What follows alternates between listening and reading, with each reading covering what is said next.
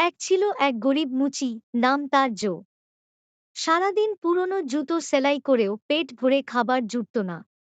এক রাতে জো ক্লান্ত হয়ে দোকানেই ঘুমিয়ে পড়ল। আর বিছানার পাশের টেবিলেই রাখা ছিল এক জোড়া ছেঁড়া জুতো। সকালে উঠে দেখে আশ্চর্য, জুতোটা একদম নতুন হয়ে গেছে। সে বাজারে বিক্রি করে ভালো টাকা পেল। পরদিন আবার একই ঘটনা ঘটল। এইভাবে কয়দিন চলতে লাগল। অবশেষে এক রাতে লুকিয়ে সে দেখে গভীর রাতে তিনজন ছোট্ট পরী এসে জুতো সেলাই করছে। পরদিন জো কৃতজ্ঞ মনে তাদের জন্য ছোট জামা ও টুপি, কেক বানিয়ে রাখল। পরীরা খুশি হয়ে আশীর্বাদ দিল, তুমি ভালো মানুষ, তোমার দোকানে আর অভাব থাকবে না। তারপর থেকে জো দোকানে কাজের শেষ রইল না, আর সে সুখে শান্তিতে থাকতে লাগল।